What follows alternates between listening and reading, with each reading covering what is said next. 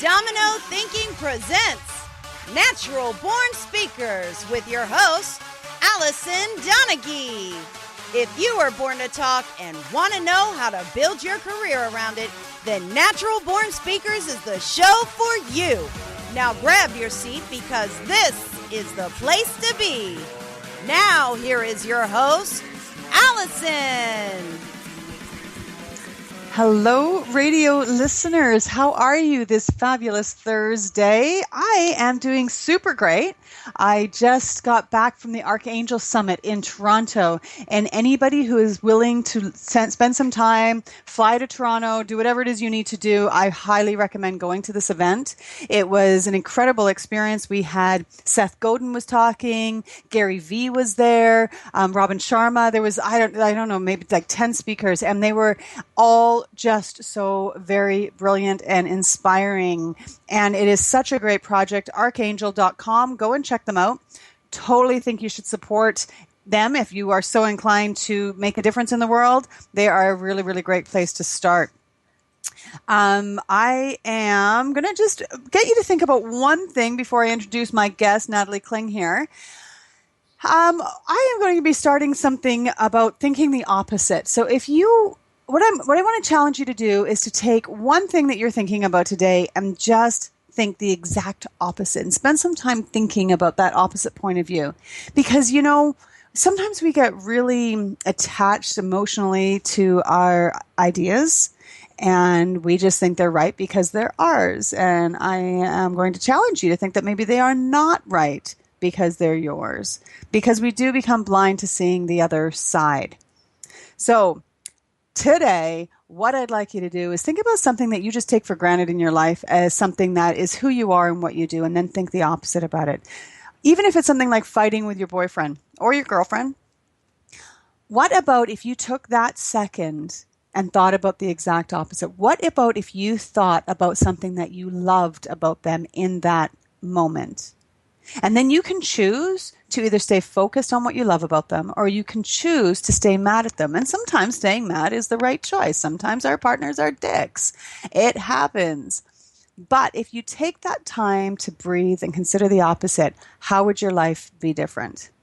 I'm going to have more of these challenges. You can always follow me on Facebook at Domino Thinking, and there you'll be seeing more of this coming up. I'm also on Twitter. Allison Donaghy is my handle on there, ALISONDONAGHEY.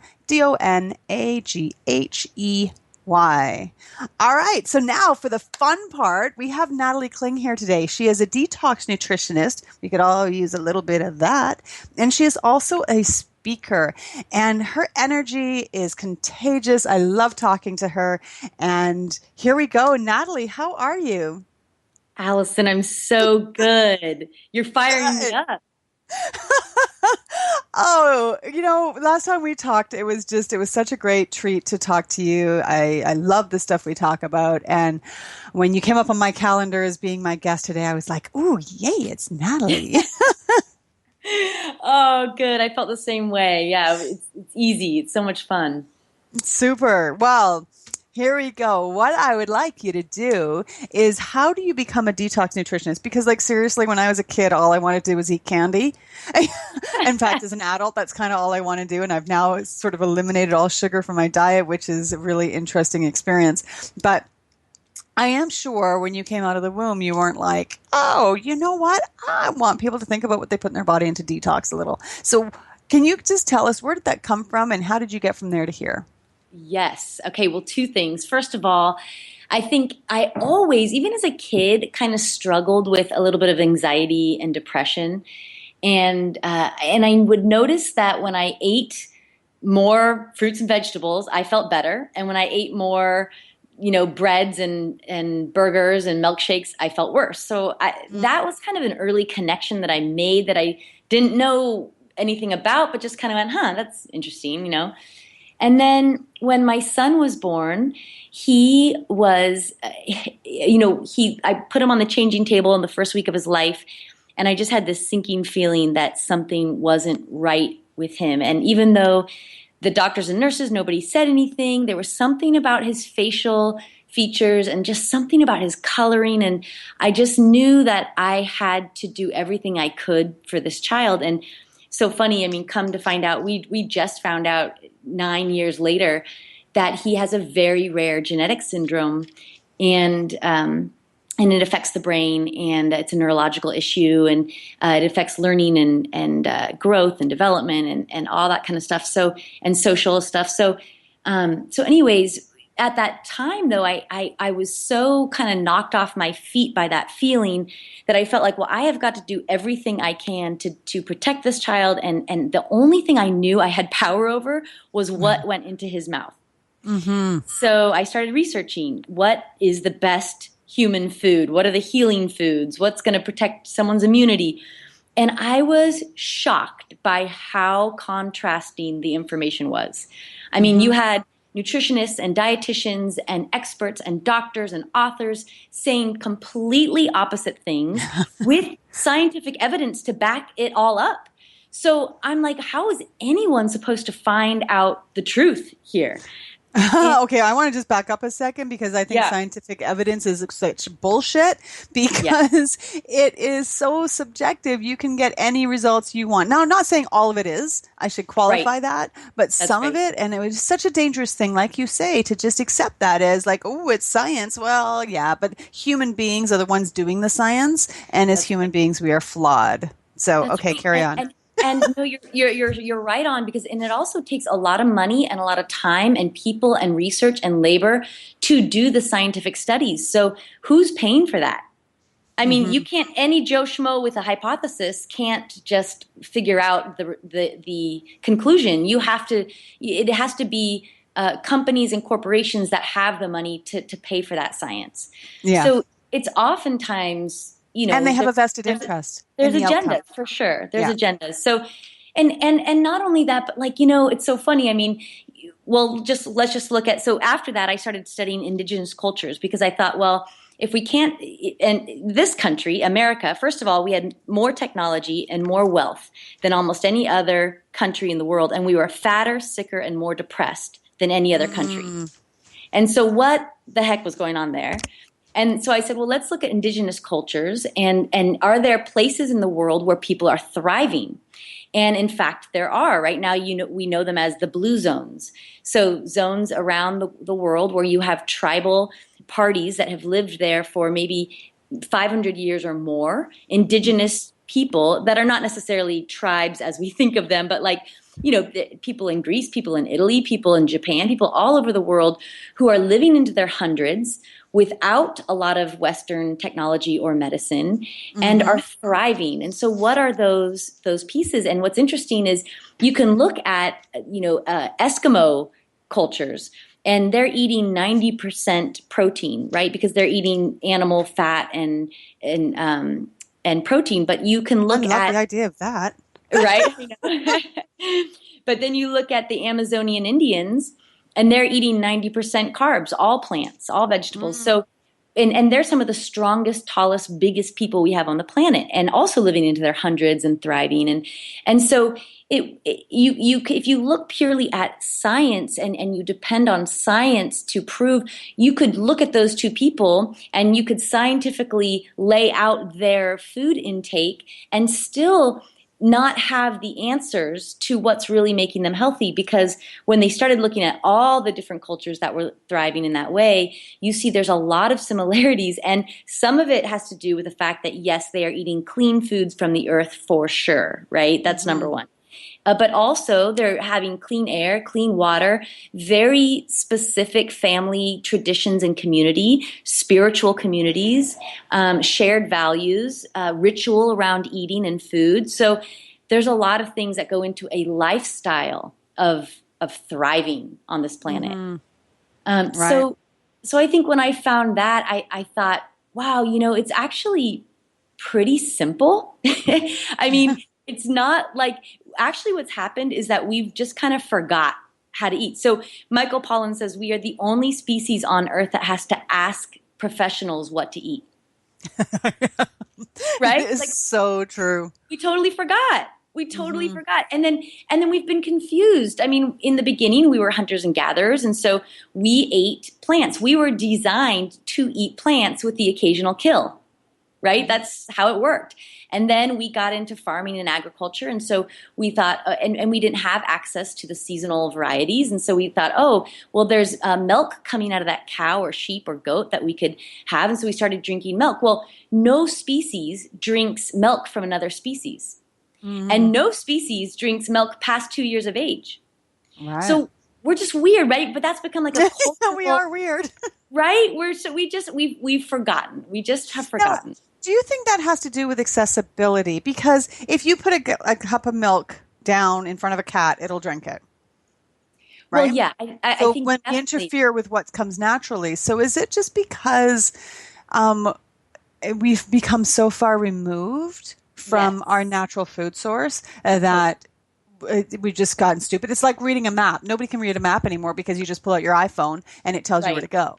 Absolutely. I think that's exactly what happened. We forgot. We all these other things came into play, and what we don't realize now is that because milk is such a staple of our culture and of our food, and we actually call it a health food, we forgot that it's actually not the health generating foods. It's not a healing food. It's actually what's going to turn on inflammation and cancer genes and et cetera, which we now know. But it's become so culturalized as a, quote, healthy food, just like low-fat cottage cheese or yogurt or, a series of other, gluten-free crackers or whatever. Like we just forgot what's empowering.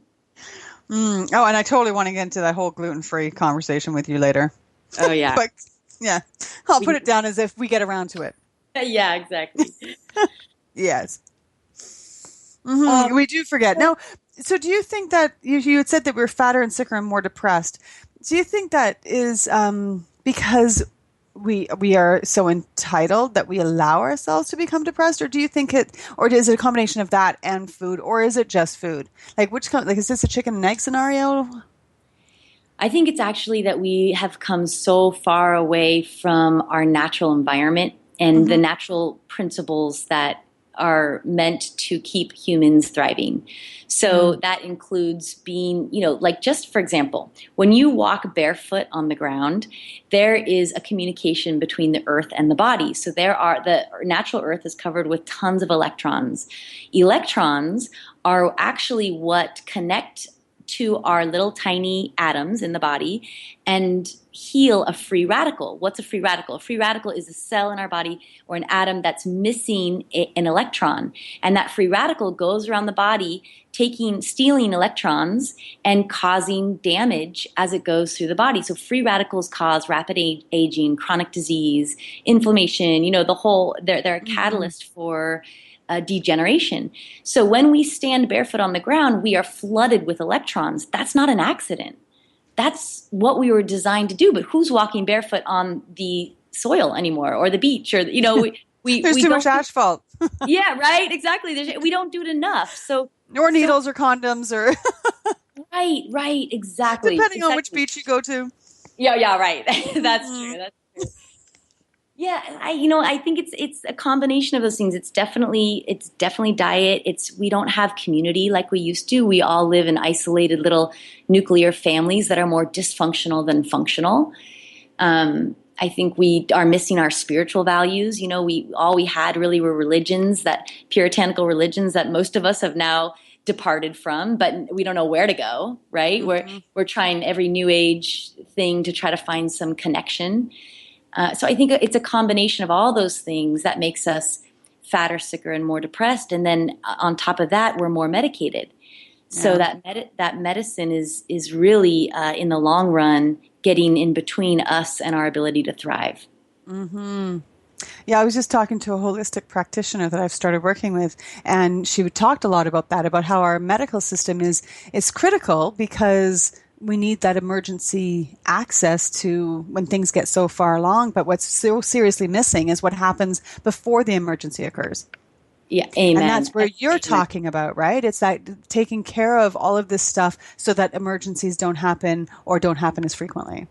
Yes. And here's the thing, Allison, about that is that part of the reason now that I speak about this is because I'm so passionate about the fact that we can heal ourselves, that actually we don't have to get cancer. We don't have to be sitting ducks waiting for heart attacks just because our fathers and grandfathers had them. We don't have to have any of this, but tell that to any human being and tell them what they have to do to avoid that.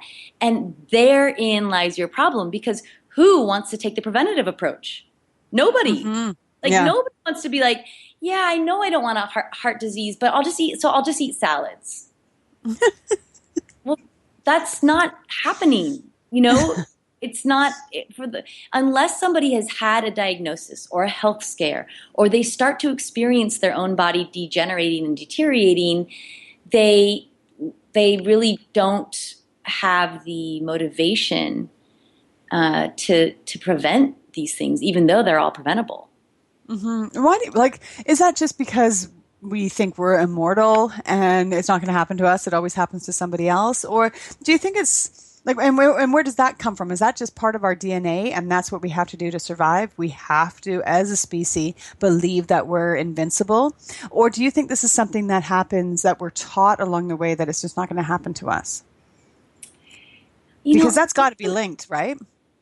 Yeah, I mean, I think that honestly, we all are afraid of getting cancer, right? We are all afraid that we are a sitting duck. No, I don't think there's anyone that doesn't feel at some level nervous about that. Bring it on. I'm okay. Let's, cancer me. Let's tango, right? Right. No, it's not happening. And part of that is that we all know someone who's had it or who's lost someone way too young because of it. And so that's scary. And it also feels like even the powerful doctors and medical system can't solve it. So it's scary. So I think I don't think we really think we're invincible, but I do think that we are in a very strong cultural current where everyone around you is eating pizza and Oreo cookies and milkshakes and chicken wraps. And it is so hard, even for someone like me who has all the information, who knows very clearly what I believe and how I want to live. Put me in a house with my in-laws for a week, and I'm drinking wine and eating crackers and bread with the best of them, And so I think it's just really, really hard. You have to be very vigilant and disciplined and believe at a very deep level that you want to live this way. And I think unless you've had that really scary diagnosis, it's really hard to do that. And there are some people who then never get to that point where they reverse anything or even try to. They still just are like, it's out of my control. I'm a victim. Oh, yeah. I think most... Like how many people have had a heart attack and then have another heart attack and then have another heart attack and then wondering why they're dying. Well, yeah. And that's the addiction. It's addiction to food, and it's a cultural current, right? I mean, all this food that we think is health food, I mean, all the meats and the dairy and the sugar and the carbs, they are the alcohol, right? It's so addicting for anybody. Yeah. For anybody. So to take that out of your body and your system and live without that in a culture that feeds off that, I think is a huge challenge for anyone. Mm-hmm. Yeah. Well, I know how challenging the sugar is. Sorry, carry on, but. Well, exactly. Yeah, you have a great experiential knowledge. So I think the key is experiencing the difference. So when somebody experiences living a life where their body is clean, their pathways are clear, they are tapped in and tuned to, what is that word? Tapped in, turned on. Something. Right? Something that those beatniks used to say. That was cool. But turned on to that, to what it really is to feel power and life force energy from the inside out. That it is like your cells are vibrating, like you are living at a different level. You think clearer, you can speak with more love and compassion, you laugh easier, your sense of joy can be through the roof. not only that, but you look great, right? Your skin radiates, and your eyes shine, and your weight just sheds. And I mean, so I think when people experience what's possible, that's your best bet for then feeling like, okay, I want more of that. And see, this is where I feel challenged, because I have cleaned up my eating over the years in all sorts of ways, and I never feel better. Like, I seriously never feel better. Like, I did a 2-week detox raw food cleanse in Thailand a year ago, January. And at the end of the 12 days, I was like, I don't feel any difference. I sat down, I ate a meal of whatever I wanted, and I didn't feel any worse for the wear.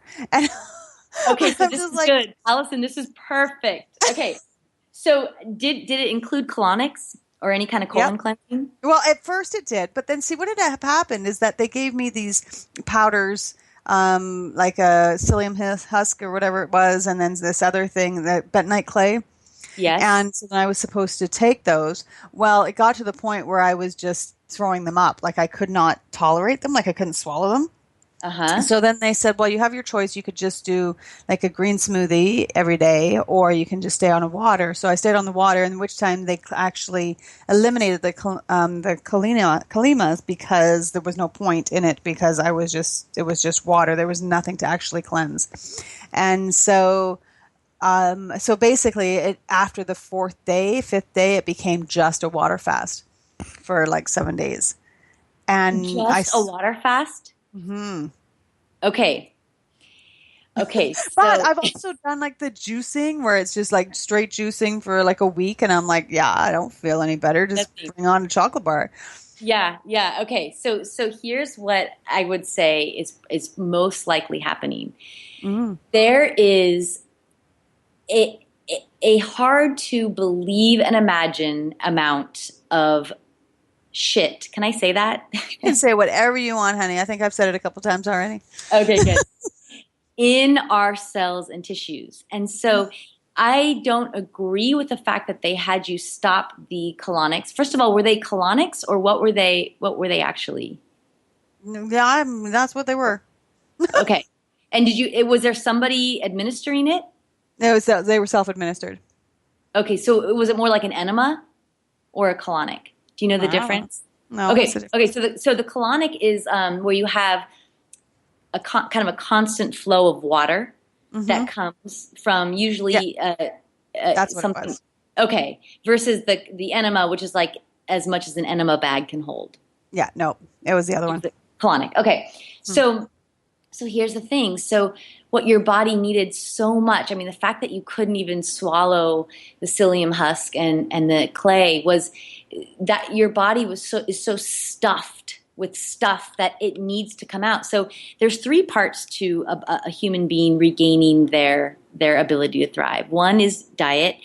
The second part is detoxing. And what that really includes is getting the shit out. So that only happens literally when copious amounts of waste leave the body. I mean, copious. So a water fast, while that under medical supervision and for a very long time, I mean, 30 days, 60 days, your body can then at some point start eliminating. Just a 4 or 5 day water fast will make you feel awful, because it is so cleansing. And if the waste is not coming out, and we're not talking about the waste that you're putting in, we're talking about the waste from 20 years ago that's in your body that needs to exit. And the only way we can do that is through sweat, tears, and the colon.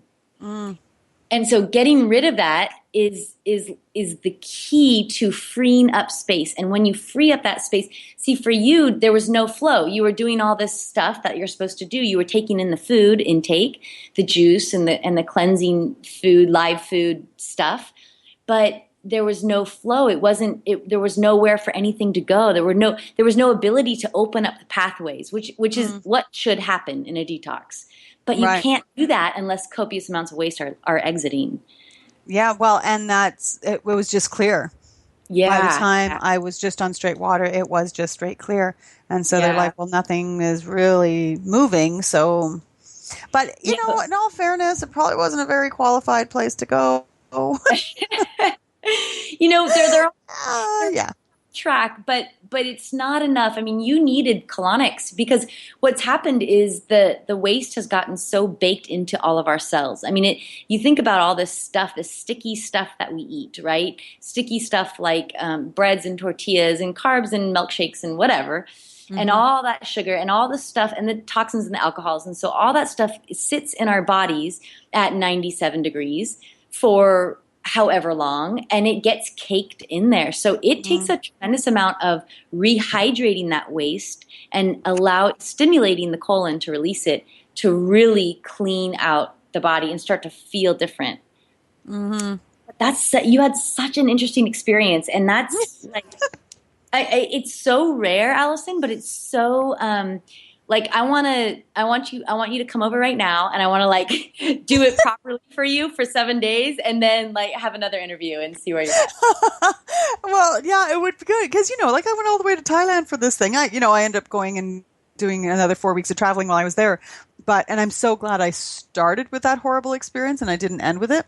Yeah, because they really a lot of conflicting information. They weren't qualified to handle it, and so to anybody listening here, make sure if you're ever doing anything like this, you do it with somebody, like Natalie here, because, it was such a waste of my time and could have been quite dangerous the way that I ended up doing it.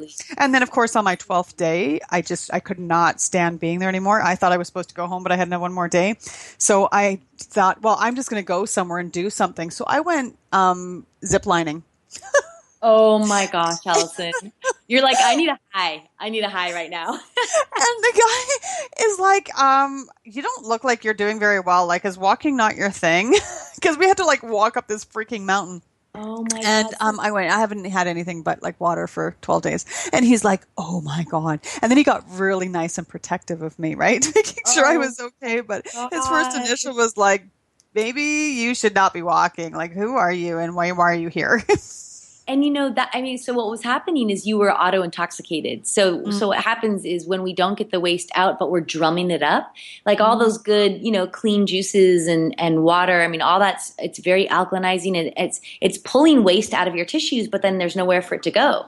So it just goes right back into your bloodstream, and you feel horrible. So then when I ate, I felt good. Yeah, of course. And seriously, I had a brutal Thai dinner. The first thing that I had was just it was brutal. Like pad thai. Bring me everything. Yeah, exactly. I'm starving. And because I'm an all or nothing person, right? You can put a chocolate bar in front of me, and if I don't touch it, I'm totally fine. But if I touch it, I have to eat the entire thing. And that's not enough. Just bring me a couple more, because seriously, you got me started now. Yeah. Exactly. No, I know. Yeah, it's true. Well, and I mean, yeah, there's reasons for all that too. I mean, the body is actually so brilliant. It's always trying to reach homeostasis or perfect balance. So it's not that hard for us to get it to a place where it can actually do everything we need to do at a very optimum level, but you have to know the right things, and that's the information out there is just so confusing. It's crazy. Yeah, and I think that's definitely part of it. Yeah. Somebody said to me one time, okay, if somebody had a gun to your head and you had to tell them how to eat healthy, could you do it? And I'm like, I guess I'd eat an apple. Yeah. But exactly. That's not the reality of most people's lives. That's right. That totally. We don't necessarily, we do end up going to people's houses for dinner, and we do end up going to a restaurant. And seriously, if I'm going to a restaurant and I'm paying for a meal, I am not ordering a salad. Right, right. Why would I do that? Because I can just eat lettuce at home. What's the point of that? Right, exactly. Yeah. And so I guess that must be one of those things that you deal with, is that finding the meaning of it so that a person does order the salad instead of ordering the, burger and fries. Well, what I say is that it's got to be a lifestyle. I mean, it needs to work for you, and it needs to be enjoyable. I mean, part of the problem with us as Americans, especially in the Western world, is that we are so used to dieting. And dieting means you hate what you eat, and you're hungry all the time, and you're cranky and irritable, but you're going to lose weight. So we don't even know that that eating plant-based meals can actually not only heal us, and God, there's so many great documentaries out there that are showing this now. I mean, people are reversing everything from heart disease to diabetes to chronic ailments of all kinds just by eating plants, right? So it's very doable. But what I say to people is absolutely you need to feel like you can go to a restaurant and order a beautiful meal and love it. And so what does that look like for you? And then how often is that? And then what can you do to surround that meal? So for example, I went out for dinner with my husband and family and my dad a couple nights ago. And we went to somewhere we had never been before. And I eat pretty plant-based. I mean, I don't even really cook meat at home just because I just never have really. But so we went to this restaurant and it had a beautiful piece of salmon on the menu. And it had creamed spinach and leeks and just, beautiful. So I ordered that, ate it, loved it. It's a taste profile that I don't usually have. It's a meat, it's an animal that I don't usually have. But what I do to surround that is go, okay, where else in my day, if I know I'm going to go out tonight and I'm going to order something that I don't usually eat, that's not bad for me, but that's going to take longer to digest. It's going to slow down my digestive tract. That's going to be a little bit more intense on the body. Okay, so what can I do? So I fill my day with raw foods and green juices and salads and knowing that I'm going to go out tonight and really enjoy whatever I eat. Now, that happened to be a fairly healthy meal, but last week we went to a burger joint and I ordered a delicious burger with, I think I ordered it lettuce wrapped, but it was like with Monterey Jack cheese and avocado and onions and it was amazing, right? And fries, also had fries, so I ate some of the fries. But what can I do? So then I do that. I enjoy it. I don't talk a lick of guilt to myself about it. and then I wake up the next morning and I go, great, where can I get my green juice? Let's flush that baby out, Right. It has to be a lifestyle. You've got to have your wine and your chocolate. You've got to have what matters to you so that. And you do it slowly, really slowly. It's like walking across a bridge. So, okay, I would be remiss in not bringing this up because we had talked about it earlier about science and studies and all of that. So then you had said something about, it shows how this food can heal people from all sorts of different things. So how do we know that is true? Well, I think that what's interesting about that now is that most scientists and health experts are really, they can't deny that what we're seeing is that when people adopt a plant-based diet, they have all these results. Right. So they don't really know the ins and outs of why, although I can tell you a bunch of reasons, but and then they differ on whether or not it can be a GMO or if that's bad for you or all of those intricacies, but they're not actually arguing about how good, clean eating is good for people. That's right. They've mostly agreed that 70% of our diseases can be reversed or avoided by lifestyle choices. Okay. So that's huge, right? Yeah. That's basically saying like when and also there's so many documentaries out now that show you these people going onto a plant-based diet. And I mean, every single time they have doctors that are monitoring them and their cholesterol comes down, their blood pressure comes down, their blood sugar comes down.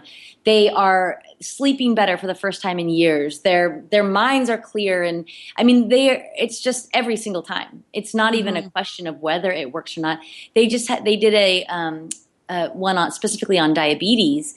And they put all these diabetics on a raw foods diet. Now, these diabetes is tough, right? Because that's doctors have said it's incurable. Well, they put all these people from different eco-socioeconomic levels, and type 1 and type 2 on a raw food diet. And sure enough, every single one of them got off their insulin, except for a guy who had type 1 diabetes. So he had it from childhood, which means it's much deeper in the body. But also, he went down to like almost no insulin a day. I mean, it was like such a small amount. So we see it. We see it over and over and over. The China study is a really awesome book. It's the longest study we ever have had, a 30-year study on how animal protein affects cancer genes, essentially. and it was sponsored by the National Health Institute. So it was a government funded in the beginning. And then this doctor took it on and over 8,000 correlations between animal protein and turning on the genes of cancer. That's crazy. I know. Like animal protein. And there should be a place for it. There should definitely be a place for it. But we have to understand that it's not a health food. So when we're trying to feed our kids healthy, right? Mm-hmm. Like, oh God, we got to give them a protein or let you know what, I want to lose weight, so I'm going to go paleo. Well, guys, like, oh my God, we know, like, we were never supposed to have that much. I mean, paleo is great because it gets you off grain and sugars, but it totally increases your animal protein, which increases your chances for turning on cancer genes and chronic illness. Wow. So do you think that people aren't watching what they're eating? Well, there seems to be like, okay, dieting is a fad and everybody wants to say that they're on a diet. And I'm talking mostly from women here. Like, men's experiences are very different. I get that. But so on the one hand, we're supposed to be saying we're on a diet, but it's not really sexy to be watching your food. Like, really, there's nothing more annoying to going to somebody to a restaurant that is, oh, I can't have that. I'm vegetarian and I'm gluten free and I'm this and I'm that and the other thing. And you're just like, oh, for Christ's sakes, order a meal. Right. Right. And so there is that odd place where we live between, yes, you need to say you're on a diet, but don't actually act like you're on a diet. That's right. Well, okay. So first of all, we got to get rid of the word diet in our world, right? Like, it's just good luck with that. Yeah, I know. It's just about adding in. We just got to add in the good stuff, more and more and more and more. And when I say good stuff, I just mean plants, basically. But also, not chocolate? Damn. Not what? Not chocolate? Damn. Hey, there's a place for chocolate. I love yes, that. there is. Yes. Even not knowing stuff, I know there is a place. That's right. Amen. But yeah, and I think though that it's that cultural. Okay, so here's the thing. We have gotten caught up in labels. So I'm a vegan, I'm a vegetarian, I'm paleo, I'm whatever. And like, none of that is helpful. None of it is helpful because it all puts us in a direction that becomes dogmatic. And dogma never cured anybody. So, and it's confusing. It just confuses you. And it puts you in that place. What's annoying about someone that you're describing at a restaurant is that they don't know how to enjoy food or their lives anymore, right? So, I mean, we have people in the detox world who go to a restaurant and the chef will come out and say, oh my God, how did you know how to put that together? I think I'm going to put that on my menu. That was amazing.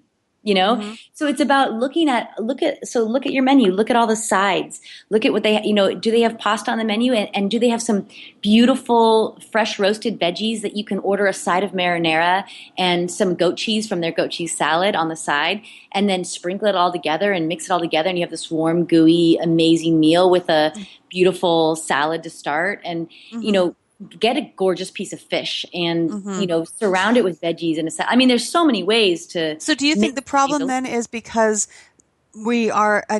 people are expecting things from restaurants without that knowledge of what they're actually ordering. So they're just being annoying as opposed to those people who actually know how to put this meal together and they're making it possible for the chef to do so.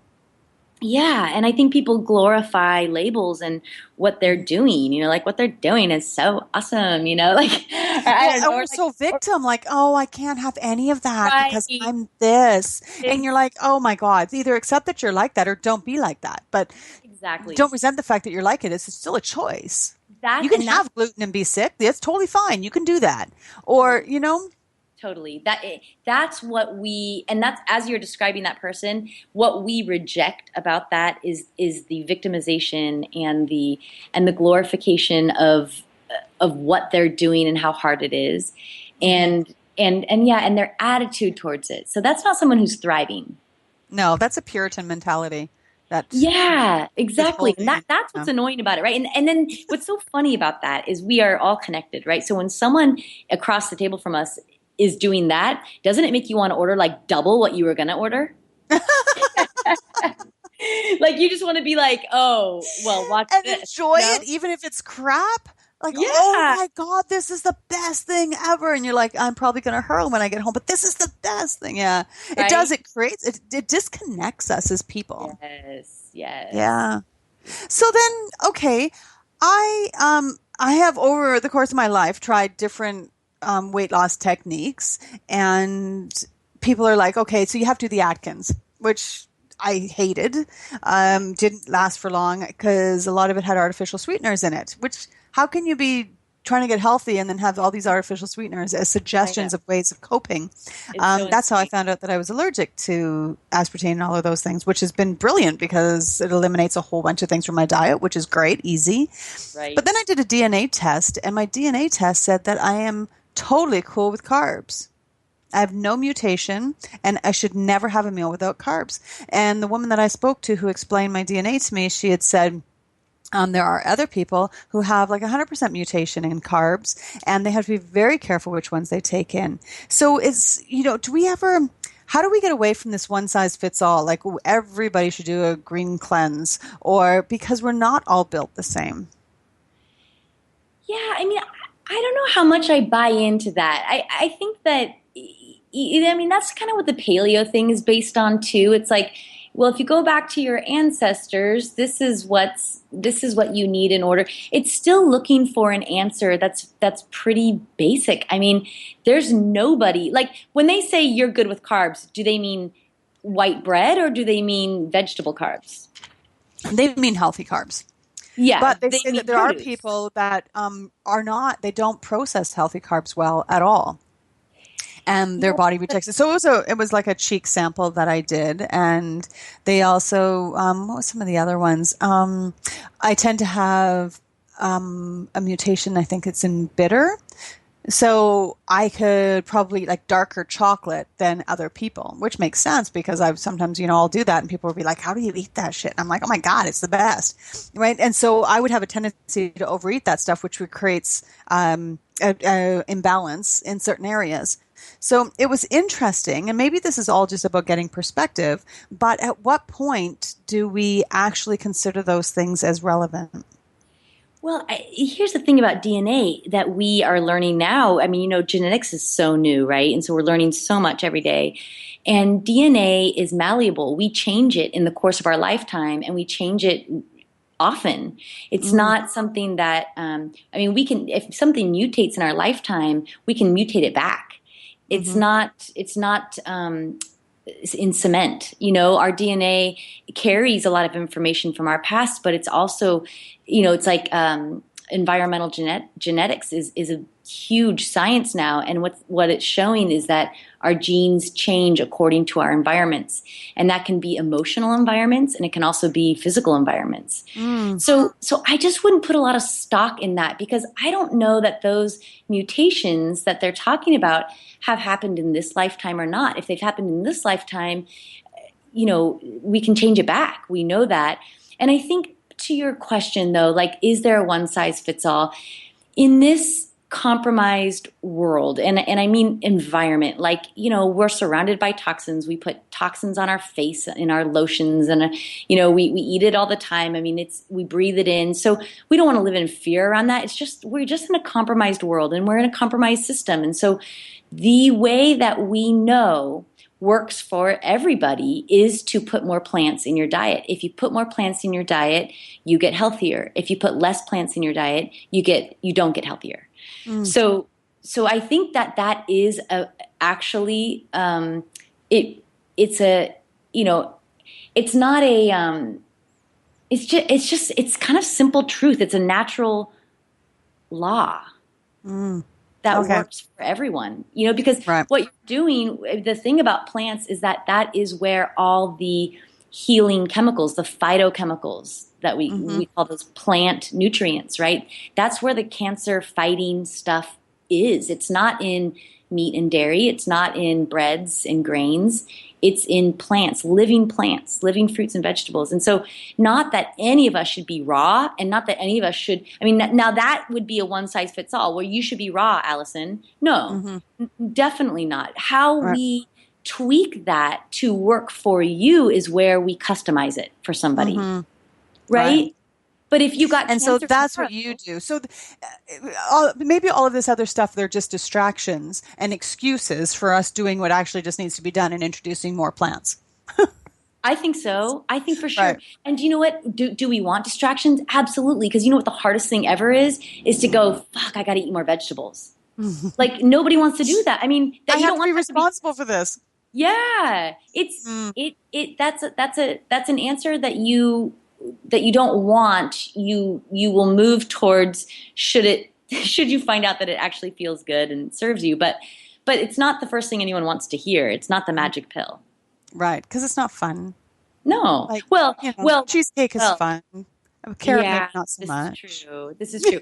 But I will say we do live in an amazing time where there are so many awesome chefs and raw foodists and bloggers that are making healthy food, plants, really, really yummy. I mean, like, yeah. Well, a friend of mine's a raw food chef. Well, a woman I know, and she was actually the one that sent me to this place in Thailand, ranting and raving about it. And it was probably really great for her because she had so much of her own knowledge; she didn't need anybody else's.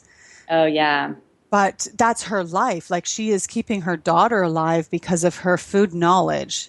And all the doctors are absolutely amazed that she is able to, like, her daughter has extra chromosomes or something, and she's got like 4 extra ones, and at 3 they usually miscarry, and at 4 they usually don't live past a certain age, and her daughter is like, I think she's 11 now, and she is beating all the odds, and the doctors are just like, what do you mean she can fly? It's like, yeah, she can fly. Wow. So she has made it like this very core part of her existence because as a mother, she needed it for her child to survive. Yeah. And, but what she does is she will take like a Thai menu and totally make it raw. Yeah, exactly. That's so awesome. yeah, if I had her as my own personal chef, easy peasy. Right, totally. And then I mean, the way that I've done it is because I'm lazy in the kitchen. I don't really want to cook a bunch of stuff or chop a bunch of stuff or buy a bunch of ingredients.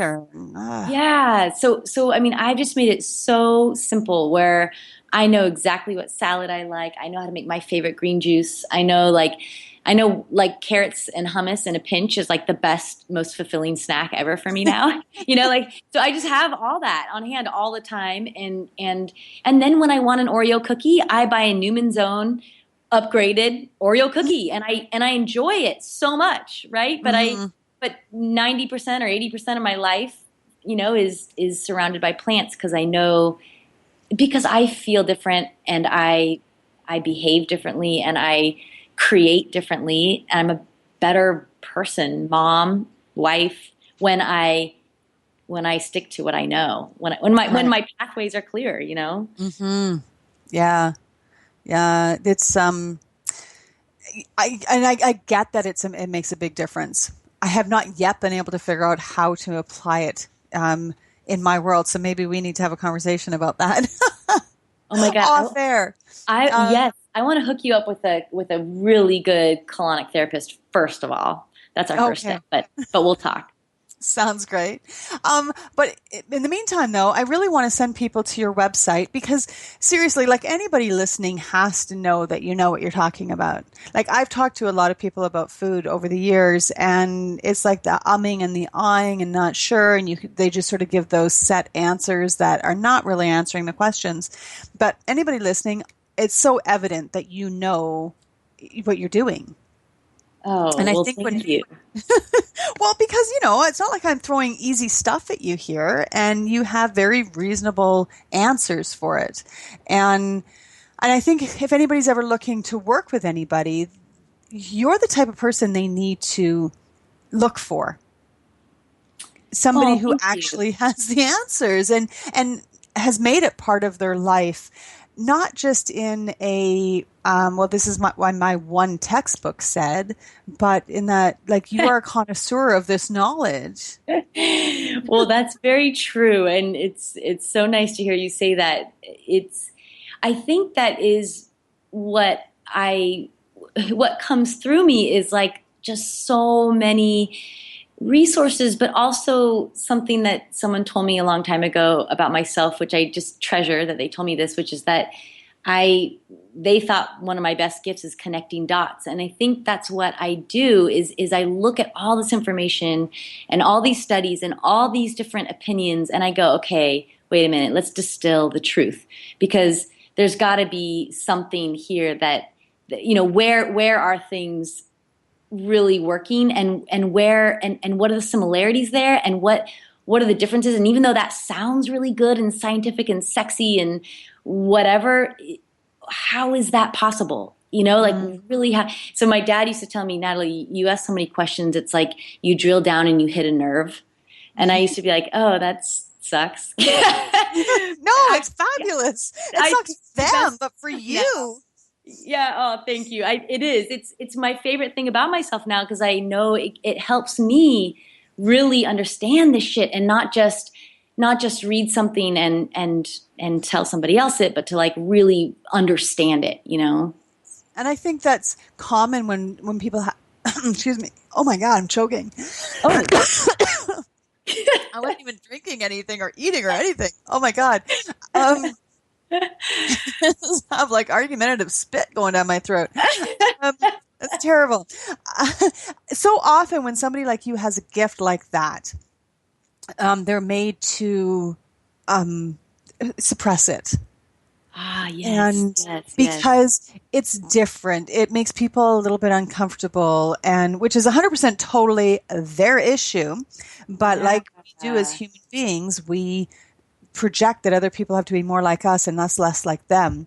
And I think it is such a gift that you have, and then yet another gift that you were able to say, hang on a second, I love this about me and I'm going to do something with it. And here you are helping people create a better life. Oh, thank you, Allison. That's like the best compliment ever. Thank you.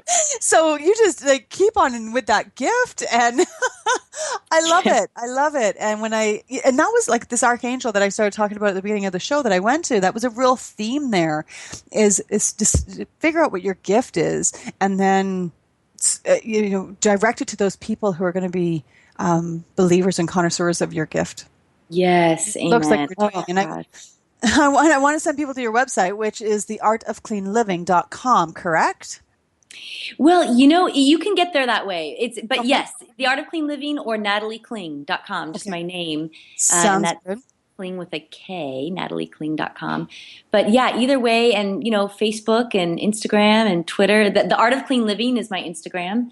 So there's lots of, hopefully people will find I have tons of videos and how-tos and blog posts, and they're welcome to reach out with questions. I mean, any listener of yours is welcome to even email me with questions, because I just, best way that to email you? Is awesome. NatalieKling@gmail.com. Perfect. And I was looking too, when I searched your name, it comes up, and you have like a juice fast that you did of 7, and you chronicled your experience with it. Oh my gosh. Yes. That was years ago now, but yes, I did. 2011. It's great because, well, I was very honest about my experience. And I think the first 3 or 4 days of a juice fast are murderous. I mean, if you've never done it before, it's like, oh my God, it's so hard. But you know what I can tell you too, which is kind of fun, is that as you do this longer and longer, as you really focus on including more plants and doing a couple detoxes here and there, and I mean detoxes by purely living foods and juices, the more you do that, the cleaner you get and the easier it becomes. So now I can juice, for example, I mean, a lot of days I'll just juice until like 1 or 2 or 3 o'clock and feel absolutely great. If I do a juice fast, it's not that hard. It's like, oh yeah, like you still kind of want to like to bite into a burger maybe at night or something, but it's not murderous the way it is, I think, when you're just starting. Right. So to me, that's a really good sign for people that when you notice that it's hard, it's just a sign that there's a lot more shit that needs to come out. And as these things get easier and you want less food, you need less stuff, you have less cravings, you literally can clean out the body and get cleaner and cleaner and cleaner. And so you can be healthier at 40 than you were at 20 for sure. And that comes back to the genius of our bodies, right? Like it forgives us. Yes, absolutely. All we have to do is give it the right environment and it will heal itself. I mean, the body is the healer. That's it. Yeah, I love it. So if people want to work with you, how could they contact you? Like, through email and through your website? And then do you do one-on-one? Do you do group? How do you work with people? I do one-on-ones for sure. I even do, like I'll come to a house and do like a little house party, which is really fun if you have a few friends or some kind of party or something that I love. That's really fun. Well, it'd be a little bit more fun than Tupperware maybe for some people. Yeah, exactly. It's kind of like that, but it's so fun because everybody's energy feeds off of everybody else, and everybody's questions that people are too afraid to ask or whatever. And there's not all this pressure that, okay, we're working one-on-one together, and that's awesome if you really want results. But if you just kind of want to learn some more stuff and you have some questions, and having a little group affair is really fun because we can get down to it. Yeah, perfect. And where are you located if somebody wants to do a house party? Well, I'm in Northern California. But I can travel anywhere these days. I mean, that's a beautiful thing. And, and it makes a lot of sense too. Like if somebody is putting a group of women together for like a retreat, they could totally bring you in as an addition to this retreat. Oh yeah. I've done retreats. I've done workshops. I've done, speaking events, of course. There's so many, and all those ways, again, I think are just such a more fun way to learn about this stuff and ask your questions, because it's fun, like all this stuff should be fun, right? We don't want to get so serious and dogmatic and like depressing about celery and vegetables, right? Like it's got to be like, please give me hope that I could actually love this, and you can, and there's a way to do that. And the more we can like feed off each other, it's just beautiful. Right. Yeah, that's pretty cool. And people can go to your website too, and they can get a shopping list.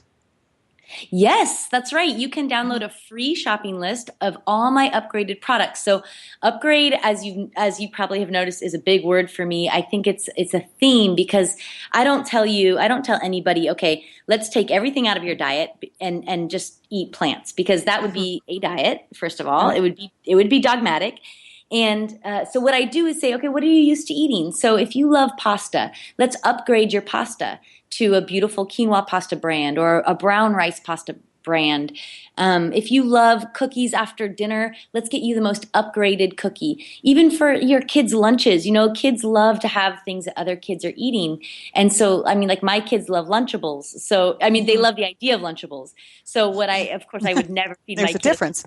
Yeah, exactly. In a million years, I would like curse myself. But so what I do though is I got him a Lunchable looking lunchbox, and I fill it with all kinds of colorful, fun stuff, and I give him upgraded treats. There's always a treat in his lunch. There's always something crunchy. There's always something with a little salt. There's always, you can still do all these things. He gets to boast. My mom loves me more because she made this.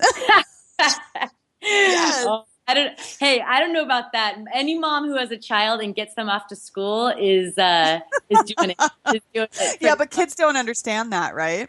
It's true. And it can go either way with kids. So I would pull that love card with my classmates if I was 5. Hey, I love that. I'll remind them of that. That's right. But, yeah, you've got to get those wins if you can.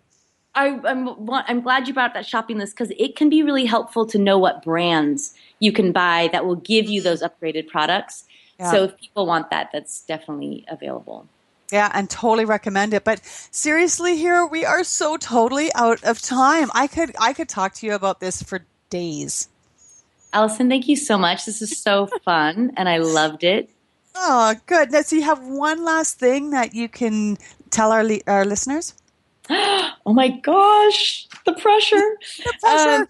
The pressure. I would just say living food makes you feel alive. Dead food makes us feel dead. So just add in the living food. Don't go on a diet. Don't get a new book about it. Just add in living foods and see where it takes you. I love it. And I love that it's just that get started. Get started. Don't just postpone because you have to read one more book or get educated here or educated there. Just get started. And if you don't know how to get started, you have one phone call, and that's to Natalie. You got it. I'm here. I love it. Right. Thank you so much. Such a treat. Oh, me too, Allison. Take care. Yes, you too. Okay, bye-bye. Bye. And for those of you out there, until next Thursday, speak up because you have something to say and I want to hear it. Thanks for hanging out with Natural Born Speakers. But don't stop now. Contact Allison with questions to be a guest or hire her as a speaker. Go to dominothinking.com. See you same place and time next week.